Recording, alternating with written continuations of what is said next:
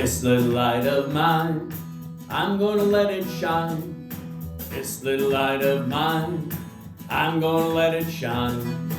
This little light of mine, I'm gonna let it shine, let it shine, let it shine, let it shine. Welcome, Talk Catholic, the website.com, your host, Tim Kilcoyne. No agendas here, just the straight and narrow, through Mary to Jesus, the Catholic faith proclaimed and preserved. Hope to see you here every week.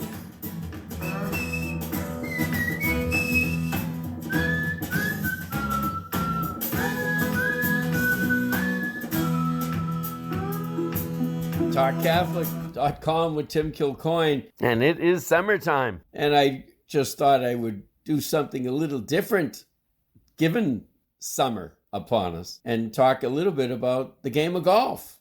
And we'll do a little series here. We'll call it Fairways to Faith, because it's who I am. As a PGA golf professional and longtime Catholic religious educator, I think it's time to bring the two together right here for you. Summertime 2026, a revolution ready to begin. And in fact, the book that I may be looking at today is called Golf and the Spiritual Life by a Catholic priest named Michael Linder.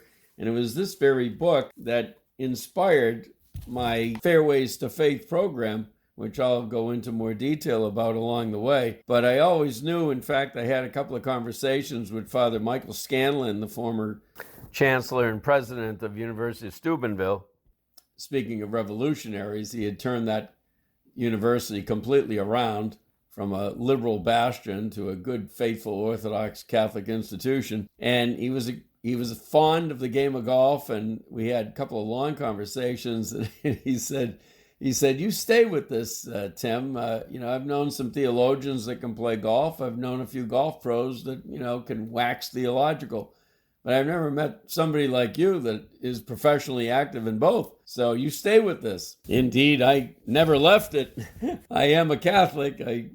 I say with great pride and joy, but unfortunately, we do have our issues when it comes to evangelization, and I'll get into also a little more detail about that and some of my PGA colleagues that happen to be more on the Baptist side. They have been running with this concept for many, many years now, professionally and otherwise, on the PGA Tour and in their local walk. But we'll get back to reclaiming Catholic masculinity as the general theme in the second half. But let's take a look at this concept. And ladies and gentlemen, I've always believed that golf is God's game.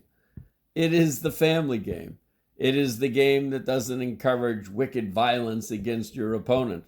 It's always you, the ball, and the hole. It's you against the golf course. But what makes it so spectacular is that it's a family game, and you can play it to your 99. And that's the fact. I met actually the oldest PGA golf professional about 15 years ago. He was well into his 90s at the time, and swinging the club. Hit the ball pretty darn well, actually. He was in Florida at a clinic with fellow PGA professionals at the time.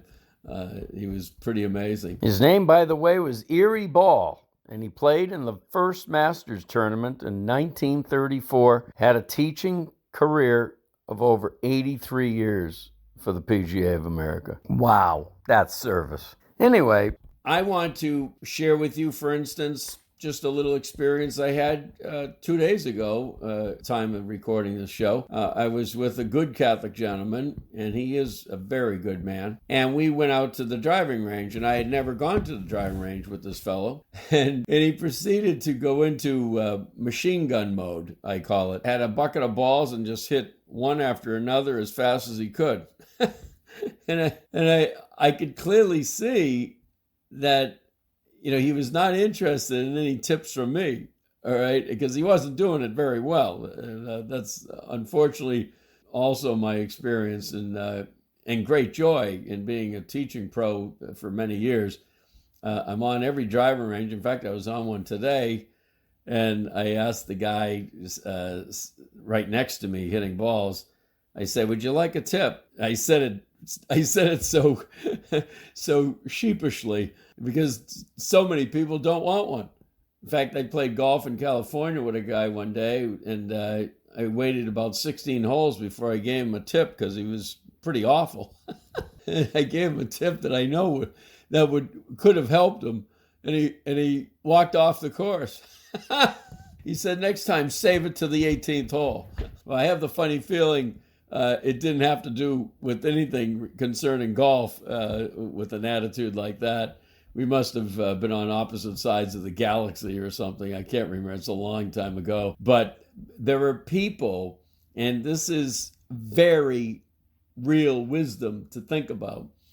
When it comes to the game of golf, which is kind of complicated when it comes to swing mechanics, it's not the norm. As Ben Hogan once said, if you make every major move feel unnatural, it's probably correct. Well, think about human nature and sin, and we don't want to go to confession. We don't want to say the three great words of the human language that changed the world overnight. I am sorry. Okay, I was wrong. We have the answer. We have the answers right within us, but boy, do we fight. Oh, we fight with pride galore that will never succumb and submit. Well, it's very similar with the game of golf. I mean, if you go to the average driving range, I'll put a bet wager right now that 2/3 of those people on that range have never taken a lesson and are never going to, even though they're dribbling the ball. Say 5 feet, maybe 20. You're hitting it sideways, left, right. Tiger used to call it army golf, but they won't take a lesson. And I'm sorry, but if you take a look at these tour pros, women or men, they make it look like a piece of cake. From my era, Fred Couples would be a classic to take a look at, or Justin Rose. Perfect golf swings, technically, but more than that, they play with such an easy rhythm. Everything just looks easy. And they're just ripping the cover off the ball. What is it that they know that 2/3 of the human race does not? Well, that's the greatness of the game of golf. And as a teaching pro, the nice thing is to know that there are many, many, many different theories that can still lead to Rome, can kind of get you back to impact. All right, you don't have to look exactly alike, and you got your own physique and your physical challenges and all the rest of it. But nevertheless, God is good, and He will figure out, as I say, actually, as a longtime teaching pro, everybody kind of has a skeleton of the golf swing that's you. I had a guy that used to take lessons from me for 2 hours every week. I mean, he had taken lessons from the greatest teaching pros in the country. Okay. And we grinded it out every single week using video analysis and all kinds of up-to-date technology. And his swing never really changed an iota. He enjoyed working at it, but in the end all, he really didn't look all that much different from the time we started. But he was still shooting 78 at 78 years of age. So this guy just kind of knew how to get it done. And that's the nice thing. As it is in the spiritual life, it's all about getting it done. With all your idiosyncratic temperaments and issues that we all have, are you getting it done for the Lord? And I wanted to start with just this whole theme of not wanting a picture of yourself.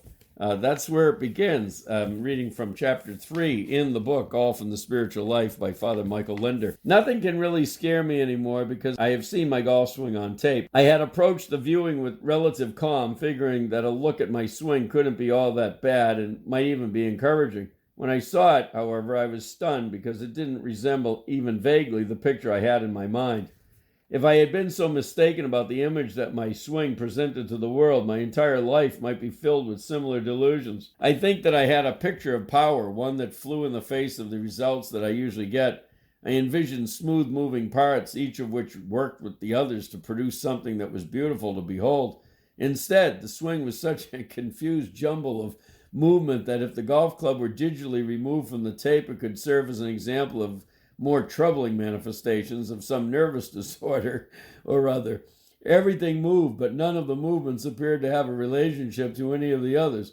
Among other things, I began in a more or less upright position, but then I began to mimic the appearance of the Tower of Pisa, first in one direction and then in the other. Before I saw the evidence, I could retain the illusion that though my swing may have looked different from that of Steve Elkington, I had the basics that the game required. I sometimes scored fairly well, and this had to mean I could swing the club properly, didn't it? The tape said no, and the occasional good score could no longer allow me to retain the illusion. The desire to destroy the evidence was a very basic human impulse, of course. All of us at one time or another prefer blissful ignorance to a disturbing truth. In my case, it was clear that I had preferred to believe in a beautiful picture of my swing than to suffer the inconvenience of doing what was necessary to develop one. It occurred to me that I could easily have been doing this sort of mental sleight of hand in other areas of my life. In other words, I now had to admit that believing I was a compassionate person did not actually guarantee that I was one. Thinking about this gave me a headache. Secretly, I think that I always knew there was a wide gulf between reality and my perception of reality, at least on the golf course. I routinely told myself that I played reasonably well and that I had no need to seek instruction. But at times, when frustration got the better of me, I would entertain, at least temporarily, the thought that I should find a teacher. Though part of me understood that I could benefit from this, I hesitated. Seeking help was not part of my life's game plan. Cherished and long-held beliefs are difficult to root out, even when it is obvious that they are holding you back. Remember, we're talking about a Catholic priest here who doesn't want instruction. Oh boy, I'm not even supposed to say it. Well, this is the problem of our time right now. And one could easily argue, as Bill Donahoe does in a book called Christianity at the Crosshairs, that those with the gifts, especially intellectual, well, they may well have a bigger problem with a thing called pride. I think it's pretty true in all of history that those that have the power of intelligence actually have more temptation and more opportunities to thwart our progress as regular folk. Because remember, they're supposed to be our leaders. And if they go astray, lights out for the rest of us. So it's one of the things that I love about being a golf pro and a Catholic religious educator is that I know in both arenas I'm going against the grain of human nature. Not nobody, but so few are just doing cartwheels to get to a golf lesson. And they literally would rather spend all of their time on a driving range or out the golf course hitting it sideways, as long as they're doing it their way. And the same is absolutely true with regard to catechesis. Learning the faith the right way from the beginning and having the humility that if you know you didn't receive that proper catechesis because of somebody's neglect up above, well, have that humility to be in the classroom and to be open and docile. As I've said, as a Catholic theology teacher of high schoolers, I'll take the 17-year-old any day of the year over the 52-year-old and the 73-year-old. They tend to be shut down because they're the big bad adults that are supposed to know better and in control. And unfortunately, they're the most difficult if they didn't get the proper catechesis, which is one of the reasons why we're still struggling to get Catholic adult ed at a local parish. So please, ladies and gentlemen, give yourself a break. Enjoy life. That's the other thing that I love about what I do as a teacher of the Catholic faith, as a teacher of the golf swing. I know I'm bringing something really important to people, if they'll accept it. It's called truth. And it's in every sphere. Ad mejorem Dei gloriam is the Jesuit motto of St. Ignatius. All for the greater glory of God. God is to be found in all things because he created all things. In our upcoming session on Fairways to Faith, we're going to start with the basic fundamental, the grip. That's where it all starts. And what is the grip in a nutshell? Well, as something to do with whether you want to hold on to the club or not. Not exactly the same way for everyone. Interlock grip, 10-finger grip, overlap grip. There are different shades of how to hold on. The question is, do you want to hold on? Are you willing to hold on? Are you willing to start the journey? Is this not the same question that we have for faith? Do you want to believe? In the act of deciding that you want to believe, belief becomes possible. I believe that is from William James in the Varieties of Religious Experience from my Boston College sophomore course in Psychology and Religion and Dialogue, if my memory is correct, and I think it is. Okay? We hear that expression, get a grip, will you? and I say, get a good one. I can't force a 5-iron into your hand. You got to decide that you want to hold on. Of course, I'll hit the 5-iron and prove to you what a joy it can be, i.e., a lived witness helps. It's the same in religion, same in our Catholic faith. As Jesus said, blessed are they who believe, but do not see, as he's speaking to Thomas, who wouldn't believe unless he saw. So when it comes to that golf swing, submit and take a lesson. And when it comes to the Catholic faith, do the same. This is WQPH Radio, 89.3 FM on our way back. The Archduke of Austria, that's right, Eduard Habsburg of the Habsburg family empire, will tell us how to be a man from the book, Building a Wholesome Family in a Broken World. Well, in more than a few recent shows relative to recapturing and reclaiming Catholic masculinity, there was a common theme that in order to be a real man, you got to know what family is. And marriage. And therefore, in a new book review that I have here to start the summer, perhaps family vacation, let's listen to the Archduke of Austria. His name is Eduard Habsburg, and he only comes with about 850 years of Habsburg family history. And we're gonna go through the Habsburg way, is what it's called, and it's tried and true. And I know that in another recent show I did on the ABCs for graduates about what you need to prioritize as you go off to school, I think the first chapter in this will be, no doubt, hopefully memorable, as you will come across, no doubt, some temptations in dormitory life if you're residing at a school, etc. So the first chapter I'd like to begin with is courtship and finding the right spouse. Oh boy, as he says, okay, what I'm going to say may not be popular, but it is true and time-tested. Here we go. And he picks up on that favorite word of everybody's vocabulary, chastity. We have an old saying in my family, if you are not faithful to your future wife before you marry her, you won't be faithful to her after you have married her. More broadly, if you want a durable, happy, fulfilling marriage, and if you want to find the right significant other, you've got to do things right from the beginning. And I mean the very beginning. Your preparation for marriage has to begin years before you actually date the girl or guy of your dreams. What does this mean? Let me be blunt. I firmly believe that with every premarital relationship started and broken off, you lessen your chances of having a lifelong, happy, fulfilling marriage and life. That may sound very strange to many modern ears, and it doesn't mean that it is impossible to create a happy marriage after a long string of relationships. With enough work, prayer, and grace, anything is possible. But your odds are best if you are faithful to your spouse before you even get to know him or her. What I am talking about is the old and much maligned word, chastity. Chastity is the way to happiness. Let me say that one more time for everybody.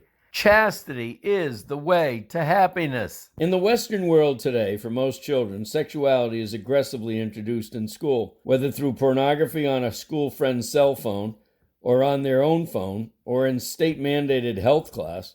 The schools are now graphic with respect to technique and silent with respect to everything else. Sexuality is not introduced as the expression of a trusting, loving, lifelong relationship between one man and one woman. Rather, kids are pressured to embark early upon sexual adventures, avoiding only two dreaded consequences, catching a disease and getting pregnant. The message that is transmitted is that it's quite normal to begin sexual relationships in one's teens. Indeed, those who don't do so are considered weird. Girls especially are made to feel awkward and not with it if they don't follow the crowd. The conventional wisdom encourages people to have quite a few relationships before they settle down to have some fun before it gets boring. And so you young people might embark on a parade of relationships, and every time you develop an intimate bond with someone and later chop it off, it makes you more unhappy and less able ultimately to enter into a serious and durable relationship. Young men who learn early on that they can have the girls they want without any responsibility are understandably unwilling to commit to long-term relationships. But worse are the parents who stand by, smiling and muttering something like, well, they are young. They must have some fun. I was young too once. This attitude makes me extremely angry. Marriage, in this context, is seen as some ceremony of little importance that supplements a relationship, often because the woman wants to have an occasion to wear a white dress and have a celebration.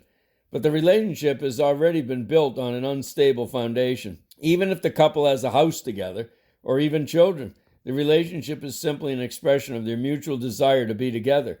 It is not surprising that the little marriage ceremony fails to do much more to hold these relationships together. There is so little behind the marriage beyond a little musty tradition. But what about it? Some will say, just the way it is today, right? Well, it doesn't have to be. It wasn't the case for me or my wife.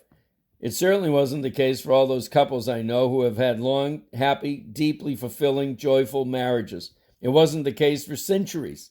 In fact, until very recently, it was never the case. I hope the modernist in the church just heard what he had to say there.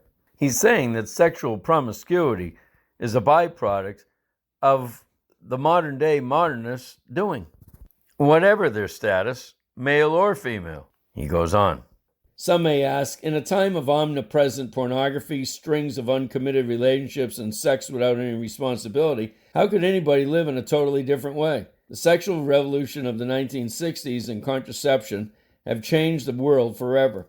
Perhaps, but the sexual revolution has created an awful lot of misery, and you don't have to live that way. You really don't. Let me propose something highly countercultural and revolutionary.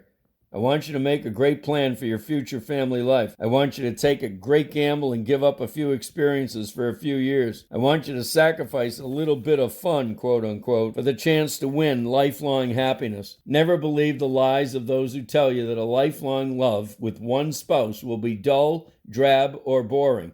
It is the greatest thing I know in the world. For the Habsburgs, it was absolutely unthinkable to live together before marriage. The reason for this was partly geographical. Future spouses often lived several countries apart. But the Habsburgs also knew through their faith that sexuality belongs in marriage and must be open to life. The very first commandment in the Bible is be fruitful and multiply. While chastity may seem an unreachable ideal today, it is the rampant and unrestrained promiscuity of our times that is the historical aberration. After all, being unchaste was just as much a temptation in the days of the Habsburg Empire. Can you imagine how easy it would have been for an archduke or a future emperor to find lovers? Though some Habsburgs stumbled, many did not, and their marriages show the value of chastity. Emperor Ferdinand I was the brother of Charles V. His biographers attest that he was a chaste youth and married a virgin.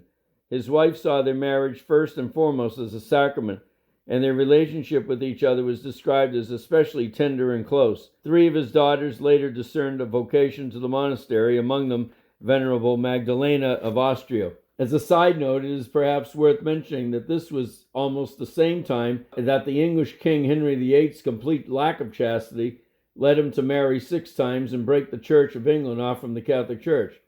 The consequence of his lack of self-control was centuries of Catholic persecution and the brutal martyrdom of hundreds of Catholics, among them many priests. It was not without reason that Ferdinand I was appalled by Henry VIII.